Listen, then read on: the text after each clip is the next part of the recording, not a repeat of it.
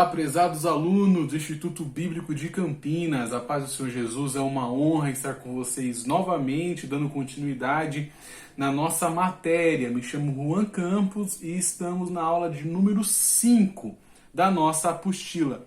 Tenho certeza que vai ser muito rica para o nosso desenvolvimento aí da matéria. Hoje trabalharemos a questão o que mantém a obra missionária. Essa é a temática da lição de número 5 que vamos estudar e quero partilhar com vocês aqui o nosso slide, tá? Bom, temos aí, né, o curso médio em teologia, o autor dessa rica obra, pastor e professor Reinaldo Pinheiro, um grande abraço para o querido pastor. Juan Campos, sou eu que vou dar essa aula, lecionar com vocês. O diretor, nosso querido pastor Jorge do Vale, um forte abraço para o pastor Jorge do Vale também. E a nossa apostila aí, né, adaptado pela equipe redatorial do Instituto Bíblico de Campinas. Bom, já trabalhamos o capítulo 1, definimos missões, falamos sobre ganhar almas, evangelismo e missões também abordamos. A diferença, né, o que é o evangelismo e o que é missões, o ir de Jesus, o ensino, e hoje entraremos no que mantém a obra missionária. A partir do capítulo 6 e diante, vamos caminhar um pouco para o campo da antropologia, tá? E depois entrar para as missões transculturais, tá bom? A temática é essa que mantém a obra missionária e vamos estudar um pouco sobre Deus, o principal mantenedor, o argumento dízimo anterior à lei, dízimos, viver da obra, dinheiro versus Deus. Seja organizado, tenha foco e disciplina, desconecte do seu celular, WhatsApp, Telegram, fuja de todas as distrações, estude no local apropriado, anote tudo sempre. Leia o seu livro, responda o questionário ao final de cada lição e bons estudos. Bom, gente, a questão que fica é: o que mantém a obra missionária? Nós vemos muitas pessoas criticar tudo que é tipo de doações. E eu vou apresentar um slide para vocês questionando justamente isso. Quero que você até tire a print disso, por gentileza. O que mantém a obra missionária? Muitas vezes vemos as pessoas criticando as doações, ofertas e dízimos. Muitos usam os famosos chavão, né? Deus não precisa de dinheiro para se eximirem, né, de suas responsabilidades de serem contribuintes na casa do Senhor. No entanto, apesar de Deus não necessitar de dinheiro para a sua existência, sua obra precisa, pois alguns dizem sabiamente, o dinheiro de Deus sempre está nos bolsos dos crentes. Ou seja, Deus nos dá o privilégio de contribuirmos para a sua obra através dos dízimos e das ofertas. Bom, o que mantém a obra missionária? É óbvio que de uma forma principal, né, e de uma forma primordial é Deus. Deus é o maior responsável e mantedor da obra missionária. Porém, dizer que a obra missionária não necessita de doações, não necessita de ofertas, é a mesma coisa de você dizer que uma ONG não precisa de ajuda. A obra missionária, por mais que Deus ele é o principal mantedor, isso é óbvio, nós precisamos auxiliar, nós precisamos ajudar, contribuir. Juan, e sobre os dízimos? Bom, o argumento dízimo anterior à lei é bem forte. Abraão dizimou antes do mandamento, pois o fez pela fé. Semelhantemente, na nova dispensação, só entrega o dízimo quem antes se entrega ao Senhor. O escritor aos Hebreus fala sobre a temporalidade do dízimo, que antecede a lei e é ratificado na lei, e transcende o tempo da graça, indo além do tempo. No outro caso, é aquele de quem se declara aquele que vive. Então, aos Hebreus vai abordar bastante sobre essa temporalidade, né, dos dízimos ali. Bom, dízimo também está associado, né, a 3 questões aí no Antigo Testamento, a saber, adoração, sustento de obreiros e a ação social. E esses 3 propósitos também são ensinados no Novo Testamento. Logo, dízimo e oferta continua sendo necessário aos cristãos.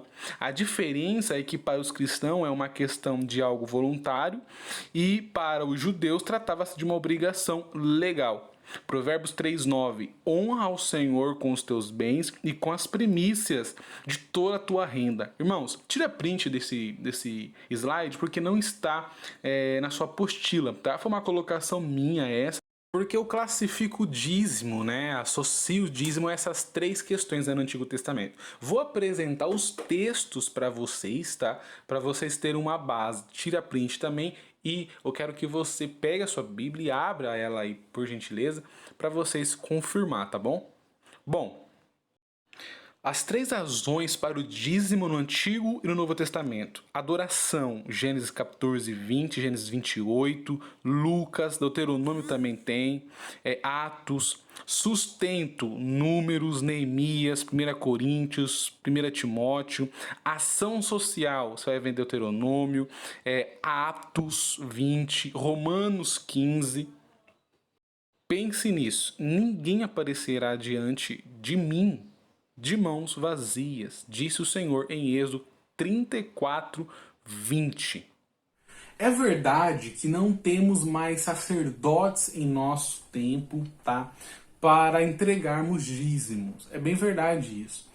Porém, o argumento de Abraão, ou o argumento que Abraão pagou os dízimos a Melquisedeque, é bem convincente em alguns pontos.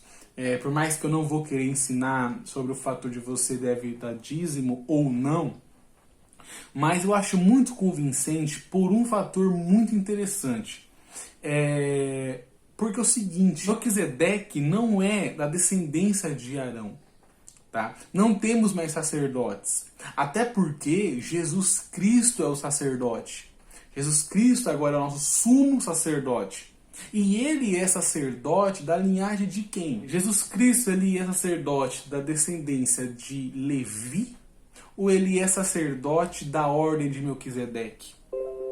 Se Abraão pagou os dízimos para Melquisedeque antes da lei, e Jesus Cristo, ele é sumo sacerdote, ele é sacerdote da ordem de Melquisedeque, e não da ordem de Arão, por que nós não devemos pagar o dízimo a ele, que é o sacerdote que reina para todo sempre? E além disso, esses três pontos que eu apresentei para vocês aqui sobre o fator da contribuição, principalmente no campo da adoração, no campo da ação social e no campo da sustentação dos obreiros, eu creio que é algo que ainda é nítido no nosso tempo e tem que ser feito. A casa de Deus, ou o templo, ou a igreja, ela precisa ser mantida. E é óbvio que quem é o mantedor dela é Deus, mas nós precisamos auxiliar com os nossos dízimos ou com as nossas ofertas. Um texto que eu quero deixar aqui e finalizar esse argumento é o texto de Paulo em 1 Coríntios, o capítulo é o de número 9 e o versículo é o de número 7 ao 15. Eu quero ler para os irmãos isso, que esse texto eu acho que deixa muita coisa assim clara para nós. Diz assim: quem jamais milita a sua própria custa?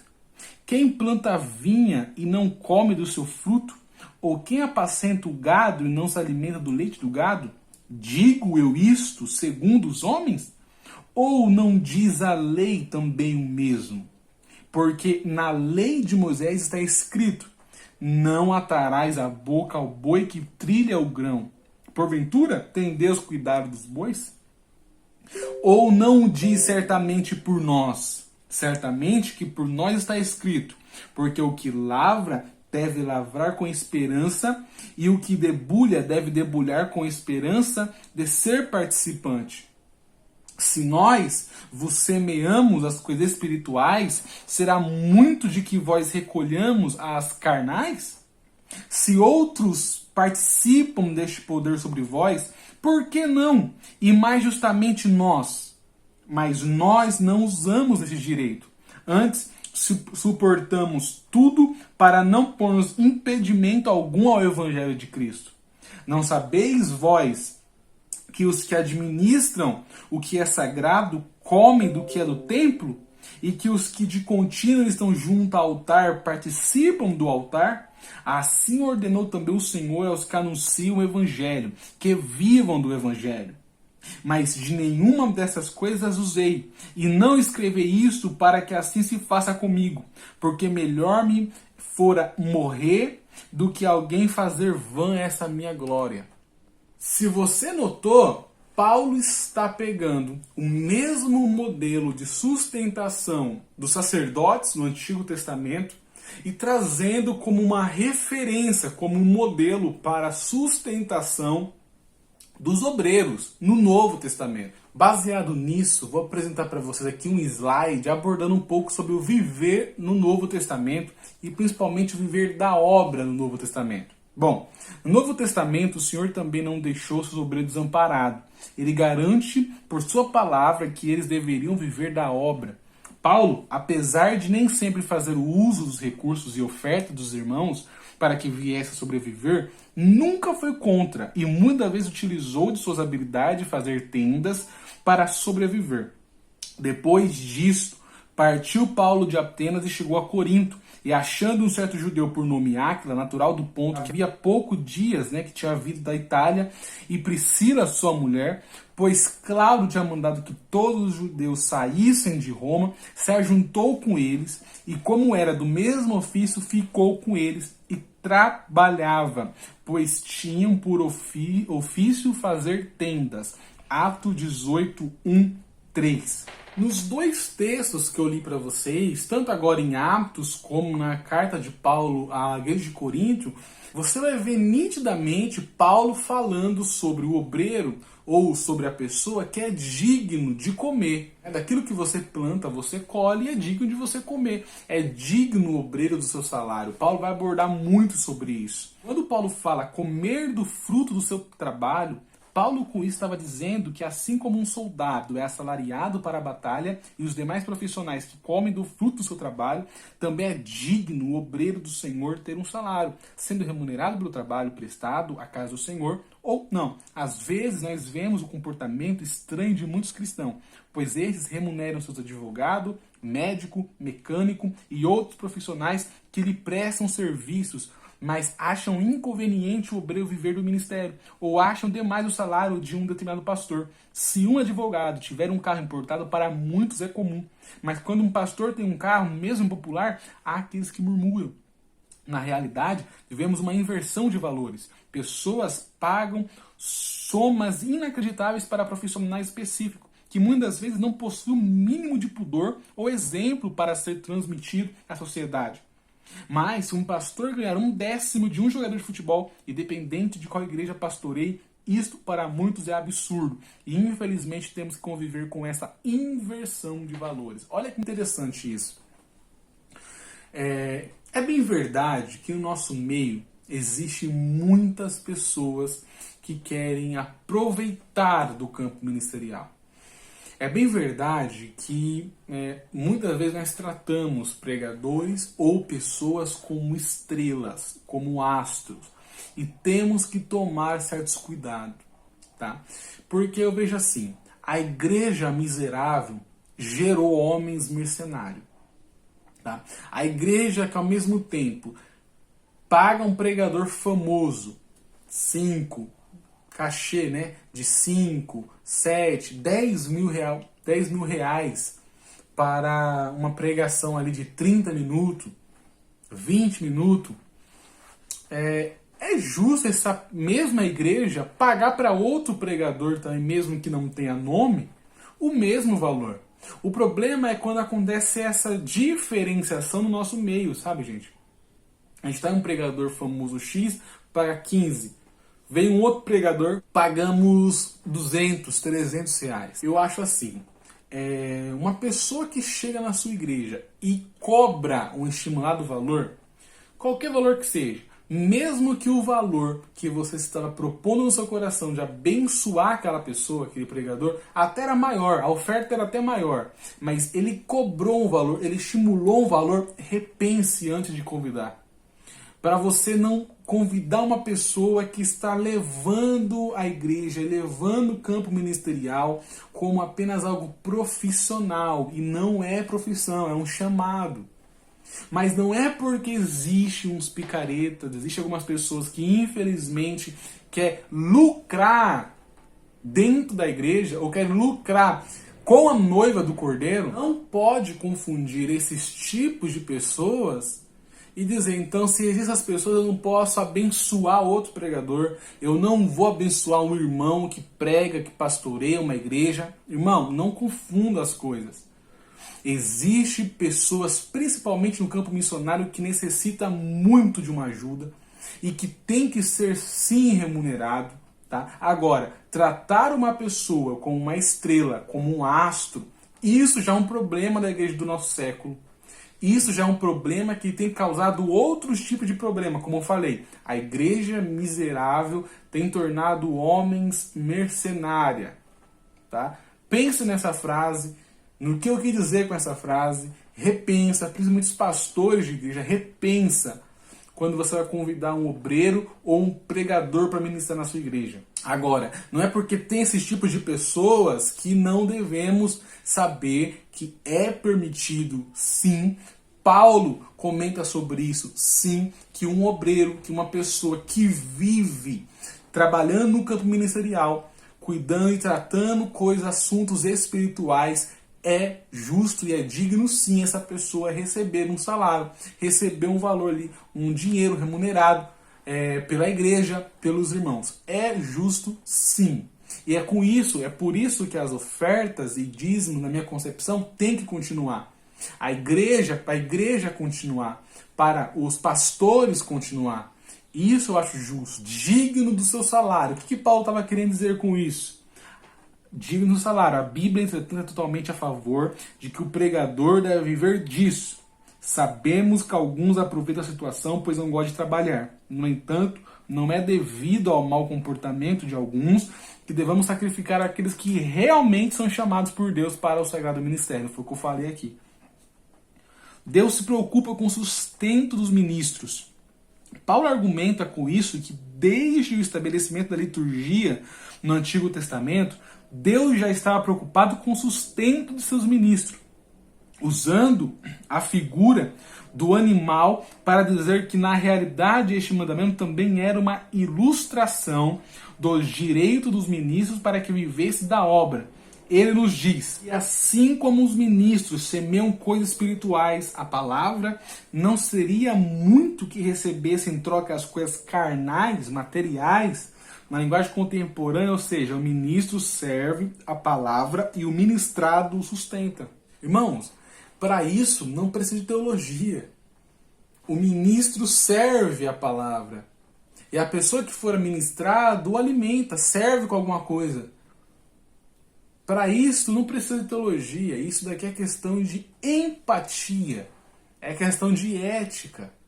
Bom, vejamos o que Paulo diz em sua carta aos Coríntios sobre a origem da ajuda para a sua subsistência. Despojei outras igrejas, recebendo salário, para vos poder servir. E estando entre vós ao passar privações, não me fiz pesado a ninguém, pois os irmãos, quando vieram da Macedônia, supriram o que me faltava.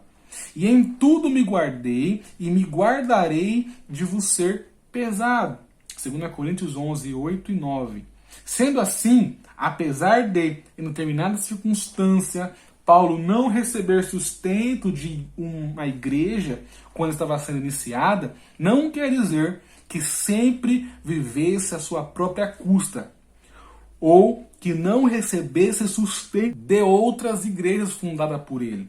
Se você analisar Paulo, em toda a sua trajetória, você vai conseguir ver nitidamente ele pegando ofertas de igreja, ele dando ofertas para a igreja. Você vai ver tanto nas cartas de Paulo, você vai ver tanto nos evangelhos, você vai ver em vários lugares pessoas sustentando obreiros, pessoas sustentando os discípulos, pessoas sustentando os apóstolos, e em toda a história, a igreja primitiva e diante, inclusive em Jesus. Você sabia que tinha um grupo ali que sustentava o ministério de Jesus? Juan, isso é uma heresia. Não é, eu vou apresentar para vocês aqui, ó. Sabemos que o Senhor exerceu o ministério durante 3 anos.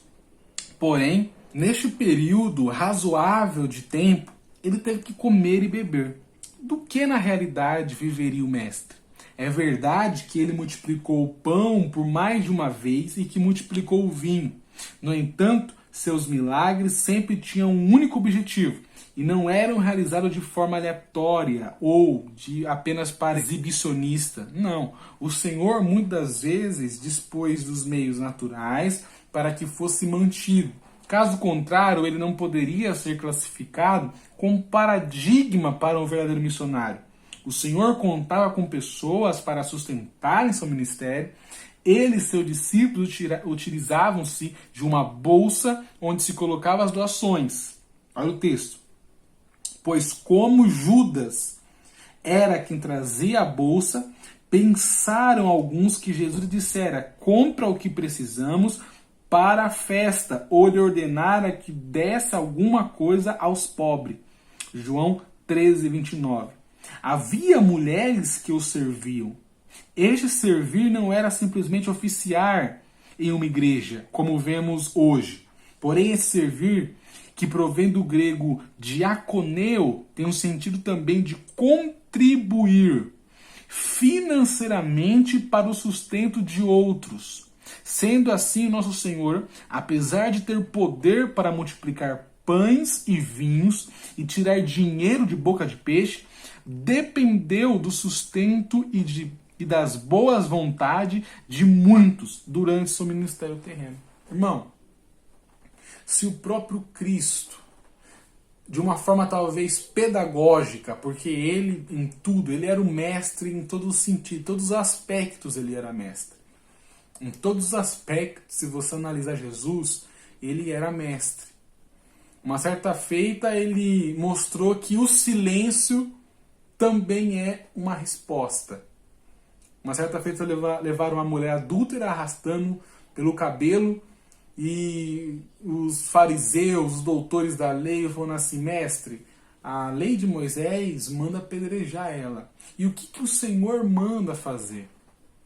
Jesus fica em silêncio, a massa, a multidão ali estava alterada, estava exaltada, querendo uma resposta rápida, querendo uma resposta coesa.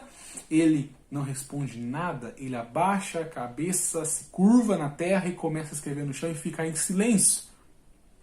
Aí surge a pergunta: qual foi a primeira resposta de Jesus? Vão dizer: aquele que não tem pecado, que atira a primeira pedra. Errado. Porque a primeira resposta de Jesus foi o silêncio. Porque o silêncio também é uma resposta. Quando ele fica em silêncio, ele acalma aquela multidão. Ele apazigua aquela multidão. Ele acalma o nervosismo e aquele desespero em obter uma resposta rápida. Ele apazigua aquele povo e então ele vai dar uma resposta: aquele que não tem pecado, que atira a primeira pedra. Mas ele é mestre em todos os aspectos.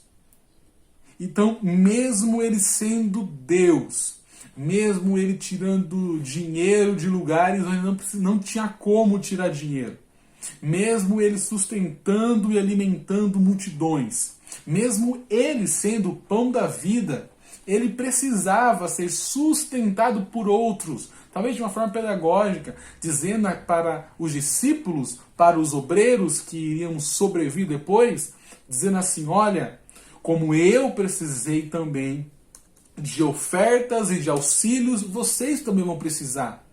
Hoje nós precisamos. Hoje o campo missionário precisa. Hoje nós precisamos de ajuda, tanto em ofertas para as missões. O problema, prezados, é que nós valorizamos mais juntar dinheiro, fazer congressos, fazer festas, eventos, do que propriamente em ajudar a obra missionária. Que ofertar para missionários que estão neste momento passando fome, passando dificuldades, sendo ameaçados de morte. Precisamos despertar para um verdadeiro cristianismo. Talvez tenha pessoas que podem ficar chateadas com o que eu falei sobre dinheiro, sobre oferta, sobre dízimo, talvez o seu pensamento é diferente, eu respeito. Mas talvez em uma coisa nós concordamos: a obra missionária está abandonada por muitas congregações e precisamos avivá-la novamente. E este avivamento não apenas de um fervor espiritual, mas com a ajuda de você pegar na mão novamente do missionário e falar: eu estou aqui para ajudar vocês. Como a igreja fazia com Paulo e como Paulo fazia com as igrejas. Reparem neste tema que eu vou abordar para vocês agora, nesse slide que eu montei para vocês. Tire print disso, por favor. Reparem bem. Dinheiro versus Deus. O versículo que diz que o amor ao dinheiro é a raiz de todos os males significa que o amor pelas riquezas é uma fonte de toda sorte de problemas. 1 Timóteo 6,10. Essa declaração foi escrita pelo apóstolo Paulo a fazer uma advertência contra os falsos mestres e alertar para o perigo das riquezas. Agora reparem nisso. A expressão o amor ao dinheiro traduz uma colocação grega que significa literalmente afeto pela prata. Essa mesma censura contra o amor ao dinheiro também foi feita por Jesus, nosso Senhor, que diz que ninguém pode servir a Deus e a Mamon, que significa o dinheiro. Mateus 6,24. A grande dificuldade de muitos com o dinheiro é que deixa o dinheiro ser seu Senhor. O único momento que você vai ver Jesus falando de algum ser como também um Deus é o momento que ele fala do dinheiro. É o momento que ele fala de Mamon, que significa dinheiro e que também é um ser idolatrado e adorado por muita gente. Precisamos tomar cuidado para não deixar o dinheiro ser o nosso Senhor. Precisamos tomar cuidado com a idolatria que contém dentro do nosso coração depravado. Precisamos lembrar uma coisa: não é porque existem pessoas por aí sendo picaretas, sendo mau caráter, sendo falsos mestres, tentando se enriquecer com a noiva do Cordeiro de Deus, não é porque existem essas pessoas e esses hereges que nós podemos esquecer que ainda existem remanescentes e pessoas que choram por almas e que clamam por almas e que elas não têm condição nenhuma. E precisamos ajudar as pessoas. Lembramos de uma coisa muito importante. Quando o diabo entrou no corpo de alguém, a pessoa, quando o diabo entrou, biblicamente, quando o diabo entrou no corpo de alguém, a pessoa não caiu no chão, a pessoa não se arrastejou como cobra, a pessoa não babou, a pessoa não desmaiou. Simplesmente, quando o diabo entrou no corpo de uma pessoa, biblicamente, ela saiu da mesa e foi vender Jesus. De uma forma literária, ele foi ganhar dinheiro falando onde Jesus estava. A questão é que hoje tem muita gente que simplesmente quer ganhar dinheiro falando de Jesus. E talvez este não é o foco do cristianismo. E temos que tomar cuidado com esses tipos de pessoas. E lembrar que como Judas foi, quando ficou endemoniado, foi ganhar dinheiro falando de Jesus, talvez muitas pessoas hoje estejam endemoniadas e querendo ganhar apenas dinheiro falando de um falso cristianismo. Não confunda a obra missionária com essas podridões, com essas mentiras que vemos na televisão por aí. Não confunda isso. Não deixe o seu coração pertencer a Mamon e ao dinheiro. Rende-se a Cristo e a sua soberania. E ore a Deus. Fale: Deus, se é para me dizimar, se é para me ofertar, eu quero que o Senhor coloque em meu coração isso. Eu tenho certeza que o momento certo, o Espírito Santo vai mostrar para você, vai clarear você, vai iluminar sua mente e iluminar o seu coração para dizer: é tempo de você ofertar e abençoar meu servo, abençoar o missionário, abençoar o campo missionário que necessita de ajuda. Amém, irmãos? Bom, como fazer a prova online, www.eadcamp.com.br. Entre com seu usuário, coloque seu RA, senha, seu 6 número referente à sua data de aniversário, seu e-mail obrigatório. Clique no nome da matéria, no fim da página, Evangelismo e Missões, entre com a senha Evangelismo 04.1, com minúsculo, sem espaço. Gente, Deus abençoe você.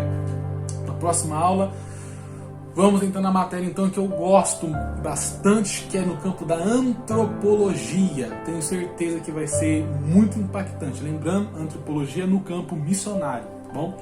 Deus abençoe você, até a próxima aula, querendo Deus.